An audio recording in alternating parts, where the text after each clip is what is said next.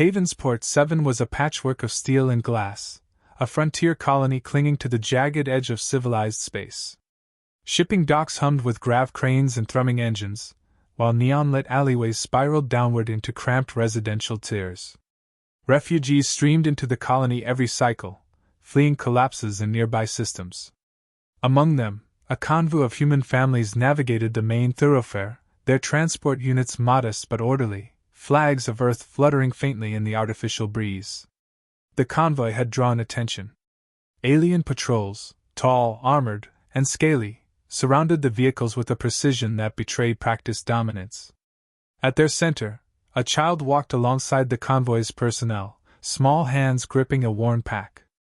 8 cycles of life had taught him nothing of the political intricacies at play, only the basic rules of survival: stay quiet, stay close, and trust those who protect you.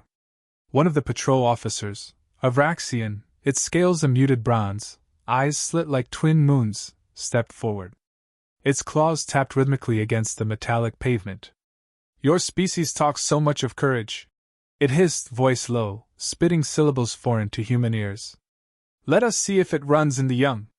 The patrol commander, a larger, horned Vraxian, chuckled. Its laugh was harsh and grating. "Fear is universal. This child will remind them." The first strike came suddenly. The child stumbled but did not fall. Silence followed, a strange, almost audible pause that froze the convoy. Adults stiffened, hands twitching toward concealed weapons, but nothing moved. No retaliation, no outburst, only measured observation. The child's eyes, wide and unflinching, met the Vraxian's gaze. For a moment, the patrol seemed uncertain. Humanity had never flinched so subtly before. At the edge of the system, aboard a human diplomatic vessel in geosynchronous orbit, Commander Elias Ward watched the encrypted footage. He leaned back, arms crossed, expression calm. The hiss of a distant airlock punctuated the ship's soft hum. His assistant, Lieutenant Kira Solis, waited for a reaction. Ward's eyes never left the screen. "Is the child alive?" Ward asked, voice soft and deliberate. No anger, no exclamation, simply a question of fact. "Yes, sir. Still standing conscious," Solis replied, her tone tense but factual. She had learned long ago that Ward's calm was the prelude to precision, not inaction. Ward nodded once. "Prepare for immediate response. Stealth insertion. No alarms. 10 minutes. 10 minutes, sir?" Solis echoed, unease threading her voice. 10 minutes, Ward confirmed. Not a second more. Not a second less. The patrol continued its demonstration, unaware that every second counted against them. Carthel, warlord of the Vraxian clans, had convened the local advisors for a routine assessment, confident that the humans would issue protests, file formal complaints, or beg for negotiation. He did not comprehend the human mind, not truly. It was a mind that measured risk and outcomes, not ego. Consequence, immediate and absolute, was its currency. On the street, the child's small form shifted slightly, dusting off the remnants of the attack. A nurse from the convoy knelt beside him, hands gentle, eyes worried. "Are you hurt?" she asked. The child shook his head. I'm fine," he whispered, voice steady. He didn't cry. His silence held weight.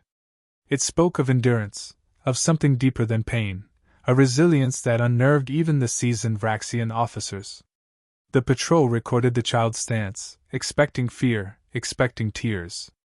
The absence of either caused a ripple of uncertainty, barely perceptible but present. They did not know that observing humans had been misleading. Humanity's strength was not always visible. It was often hidden behind calm, patience, and the terrifying certainty of action. In orbit, Ward's finger hovered over the hollow console. The countdown had begun. 10 minutes to enforce the law that humans held sacred, children were untouchable.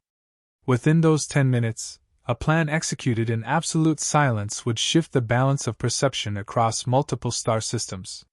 Carthel leaned back in his chair aboard Havensport 7's administration hub, claws tapping.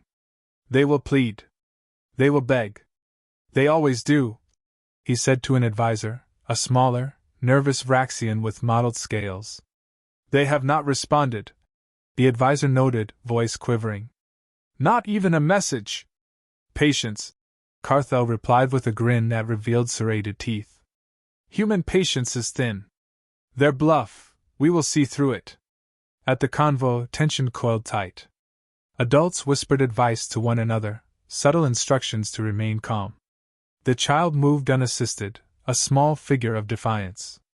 Every Vraxian eye, recording the scene, registered the anomaly, the unbroken spirit of the human juvenile. Then Ward's voice reached the field. Not through conventional channels, but through encrypted emergency comms, a subtle signal that few could trace or intercept. A single pulse, a whisper of authority across light years. Execute sequence. Within seconds, teams appeared on the periphery, unseen, untracked. Micro-jump portals had delivered them silently. No engines roared, no shields flared.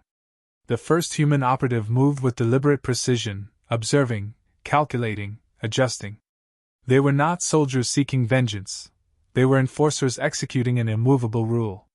Back on the street, the child glanced toward the horizon. He did not yet know that the human's response had begun, only that those who protected him had not failed. That knowledge alone was enough to steady him, though he did not speak of it. Carthel's laughter echoed through the hub, distant but audible. They will react, he said to himself. Soon enough. Unseen, Ward's operatives closed in. Their movement was silent, almost imperceptible. 10 minutes remained, a perfect window to demonstrate to the galaxy that humans were not governed by emotion, only by consequence.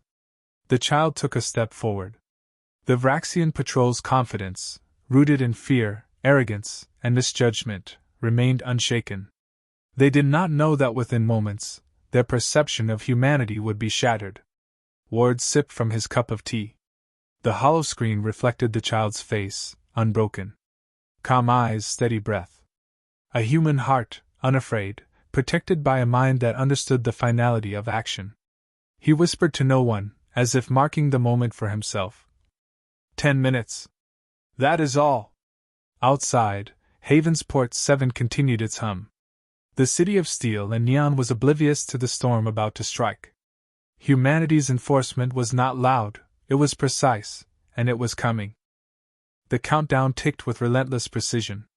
10 minutes. 10 minutes to remind the galaxy why humans were never to be underestimated. Aboard the orbiting human diplomatic ship, Commander Elias Ward remained motionless, the faint hum of the ship's systems filling the cabin.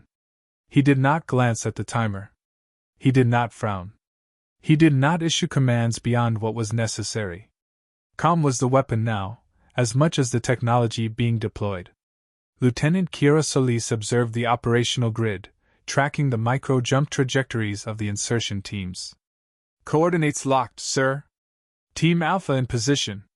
Micro-jump stabilizers ready, she reported. Ward's hand hovered over the activation panel. Proceed, he said simply. Below, Havensport 7's neon-lit streets continued their chaotic rhythm. Civilians moved, oblivious, while the Vraxian patrol lingered around the convoy. Carthel lounged in his hub, confident, unaware of the imperceptible threads converging toward him. He gestured to one of his lieutenants, a mottled Vraxian named Zalthar. They will call, they will demand. Watch them squirm. He leaned back, claws tapping, teeth catching the flickering light. Humans always beg. The humans did not beg. They acted. Team Alpha emerged from the shadows at precise coordinates, the transition from slipgate to physical space imperceptible. Each operative was clad in a non-reflective, adaptive suit designed for silence. Their movements were choreographed, no step too loud, no motion unnecessary. They converged on Carthel's private quarters, invisible to surveillance, untouchable by ordinary sensors. Within the quarters, Carthel reviewed the footage of the child once more, chuckling at the imagined fear he thought it inspired. The Vraxian had prepared a grand display for the council, certain that humans would cry for diplomacy, plead for justice, or at the very least, protest formally. All while he basked in the belief that they were weak, soft, and predictable. A soft hum filled the room, a barely perceptible vibration that went unnoticed. Ward's teams had breached the perimeter, their presence undetectable. One operative paused, adjusting the thermal dampener. Another moved to secure the exits, ensuring no escape. There was no rush. There was no drama. There was only the quiet execution of a principle that humans took more seriously than life itself: protect the innocent. Outside, the child remained with the convoy, dusting off the last traces of the patrol's humiliation. He had not cried. His small frame was tense, but steady. He sensed the shift in the air, the invisible tide of human enforcement that had begun to surround his attackers. In the hub, Carthel yawned, dismissing the faint anomaly on the sensors. "They will respond with words, not action," he said to Zouther. "Patience. The humans are slow to anger. That is their weakness." Team Alpha entered the chamber with absolute precision. No alarms sounded. No detection signals flared. Within moments, Carthel was surrounded. The operatives did not speak. There were no threats. There were no negotiations. The warlord of the Vraxian clans had violated the most sacred human boundary, attacking a child. "Hold him!" Ward's voice, calm and measured, echoed through the secure comlink, though the message was received only by the teams. "Do not injure unnecessarily. Contain. Prepare for immediate extraction." The operatives moved with synchronized efficiency. Carthel, sensing movement too late, roared and lashed out, but his strikes met nothing but the reinforced restraints. Within seconds he was secured. The air in the room seemed to constrict, though the operatives did not acknowledge it.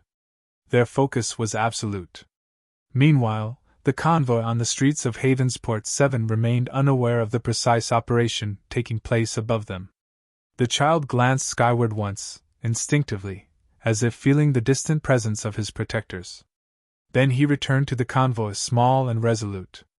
His silence was weighty, a reflection of the unspoken understanding that humans enforce rules, not threats. Ward's next instruction was simple: terminate, preserve, document. The warlord's execution was surgical. There was no spectacle, no prolonged agony. It was precise, efficient, and absolute.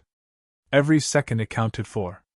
Genetic confirmation, biometric recording, and timestamp verification were completed before the body, or what remained, was extracted.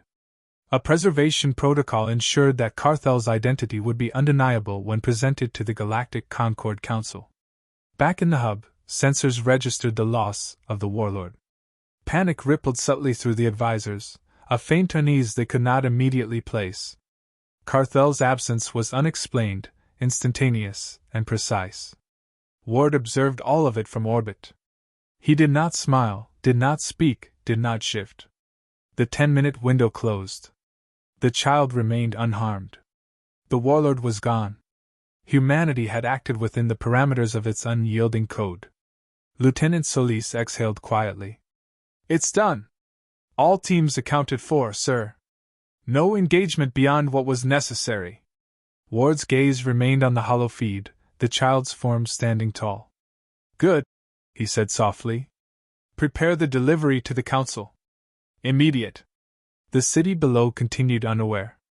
Neon lights reflected in puddles, grav cranes lifted cargo, civilians hustled through streets, oblivious to the invisible storm that had passed above. Havensport 7's alleyways remained chaotic, yet the threat to the child had been neutralized with a precision that no local patrol, or even the warlord himself, could have anticipated. The Vraxian advisors finally noticed something was wrong. Communication systems flickered. Carthel did not answer calls. His presence was expected at the upcoming council session. Questions began, small and hesitant. "Where is he? Has he withdrawn? What happened?" No one knew. The warlord's disappearance would remain a puzzle until the council convened, and even then, the solution would shock every species present. In the convoy, the child finally looked at the humans guarding them from a distance. There were no words, only steady, unwavering presence. That was enough. Humans did not always react immediately, but when they did, the result was absolute. The patrol, the Warlord's arrogance, the perception of weakness, all shattered silently before anyone realized what had occurred. Ward initiated the final stage, transit to the council chamber. Evidence packages, recordings, and the preserved remains of Carthel were secured in hermetically sealed containers. Each piece was catalogued, verified, and time-stamped. The message would be unambiguous. Humanity enforced its laws, without negotiation, without hesitation, and without error. As the human ship slipped toward the council's orbit, Ward sipped his tea. Calm, deliberate, and resolute. The 10 minutes had passed. The galaxy had been reminded, quietly and definitively, why humans were never to be underestimated. And somewhere on Havensport 7, a child walked, unharmed, knowing, though not fully understanding, that some rules were inviolable, that some lines were sacred, and that humanity, in its strange, terrifying precision, would always enforce them. The Galactic Concord Council Chamber was a monument to civilization's long history: high domed ceilings, reflective crystalline panels, and tiered platforms for delegates of countless species. The room was a sea of motion, gestures, and whispers, representatives debating, negotiating, posturing. None of them noticed the small, unassuming human vessel slipping silently into orbit, docking at the chamber's outer perimeter. Commander Elias Ward walked alone through the access corridors. No entourage, no armed guards, no fanfare. His black suit was functional, unremarkable. His gaze was steady, measuring, calm. Security scanners swept him without pause, detecting nothing but a human diplomat. Yet every sensor, every protocol, would soon bear witness to what the galaxy had consistently misjudged. Humans enforced their principles with lethal precision. At the chamber's center, Carthel's absence was beginning to draw murmurs. "Where is the Warlord?" hissed a Vraxian delegate, its voice tight with confusion. "He should have reported hours ago." "Perhaps a delay," another interjected, a blue-scaled aquatic species that had long underestimated human efficiency. "He is a leader. He moves as he wishes." "Or perhaps," a smaller alien suggested, "human bluff finally works. He fears them." The comment drew soft laughter, but the undercurrent of unease was real. Across the galaxy, humans were considered bluffers, loud mouths with fragile forms. No one expected them to act with surgical finality. Ward approached the dais. He carried a single container, unremarkable in size, sealed with a human-standard encryption and preservation protocol. The delegates leaned forward, curiosity mingled with mild contempt. "Place it in the center," Ward instructed, his voice calm, measured. There was no threat in the tone, no drama. Only authority. The container clicked open with a soft mechanical hum. Gas hissed, and the lid retracted. Inside, perfectly preserved, was the head of Carthel. Scales intact, eyes closed, expression frozen in the arrogance that had defined him. Silence rippled through the chamber like a shockwave. Aliens froze mid-gesture, staring at the undeniable evidence of human action. Ward's gaze swept the room, cold and deliberate. "This is Carthel of the Vraxian clans," he said softly. "He violated a rule that humanity holds sacred. He attacked a child, a human child. The act was recorded. The child survived. Justice has been delivered." Murmurs erupted. Delegates spoke over one another in panic, some questioning the timeline, others the method, few comprehending the implication. The Warlord's disappearance, now explained in brutal clarity, left no room for doubt. Humans acted immediately. Humans acted decisively. Humans did not negotiate when lines were crossed, they enforced them. A silky voice from the side, belonging to a conciliatory Concord ambassador, attempted reason. "Commander Ward, perhaps there is some misunderstanding." "No misunderstanding," Ward interrupted, calm and precise. His tone carried the weight of inevitability, not anger. "Humans have 3 immutable rules. 1. Children are untouchable. 2. Violations of human sovereignty are corrected. 3. Breaches are met with immediate consequence. The first has been tested. The others will follow if necessary." The council fell silent. Even species known for eloquence could not respond immediately. Every mind struggled to reconcile the speed, precision, and absolute finality of the human action. Carthel had been alive, arrogant, and dismissive minutes ago. Now he was gone, preserved, and presented as evidence. A Vraxian advisor finally found a voice. You acted before we even convened! How is this possible? Ward did not answer the question directly. He did not need to. The message was clear. Humans did not wait for debate, council approval, or negotiation. They enforced principle. They enforced consequence. They acted while others still hesitated. From the shadows, a holographic feed displayed the convoy, the child standing tall, unharmed. Gasps swept through the chamber. The visual evidence reinforced the lesson. The human's code was absolute, their reach precise. Observe, Ward continued softly. This child's life remained intact because one principle is untouchable. Humanity acts to protect it. We will not bluff. We will not negotiate this line. You may underestimate us. You may fear us. But you will never cross it without consequence. A ripple of horror passed among the delegates. For the first time, they saw the stark difference between human morality and alien assumption. Humans were not weak. Humans were not sentimental. Humans were terrifyingly precise, unrelentingly patient, and ruthlessly consistent. The chamber erupted into questions, accusations, and panicked consultation. Ward allowed none to interrupt his demonstration. Instead, he motioned toward the evidence containers. The warlord's actions were deliberate. The child's survival was ensured. The method was discreet, calculated, and flawless. Humanity does not act recklessly. Humanity acts with absolute certainty. Delegates shifted uncomfortably. Some took notes, some quietly transmitted warnings to their home systems. All realized viscerally that underestimating humans was not just unwise, it was dangerous. Ward stepped back from the dais, the container secure.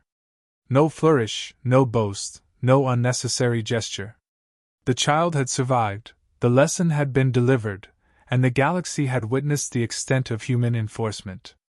He turned and walked toward the exit, leaving the chamber in stunned silence. Outside, the human ship waited. The convoy was safe. Havensport's 7 streets were calm again, oblivious to the silent storm that had passed above. The child followed, escorted by human operatives. No words were spoken. The presence of protection was sufficient. Safety was enough. A final transmission was sent to the Concord database, a record of action, evidence, and principle. Humanity's reputation was now codified, not as bluffers, not as loud mouths, but as enforcers of immutable rules. Ward looked at the child one last time. The boy's eyes reflected the calm assurance of survival. No praise was necessary, no explanation was required. Humanity's actions had spoken clearly, and the child understood instinctively what the rest of the galaxy had yet to comprehend. Some lines were sacred, and humans would enforce them without hesitation. As the Council's delegates processed the unprecedented event, one thing became certain across the stars: never underestimate a human. Not their courage. Not their patience. Not their reach. And certainly not their resolve. The galaxy would remember, quietly, uncomfortably, that 10 minutes had been enough to change perceptions, to enforce principle, and to remind every species why humans were both underestimated and feared. Commander Ward returned to his ship, expression calm, voice unraised, demeanor steady. In his mind, one principle remained: protect the innocent. Everything else was secondary. And somewhere, in a quiet alley of Havensport 7, a child walked unafraid, knowing that some rules were unbreakable, and some enforcers, though silent, were absolute.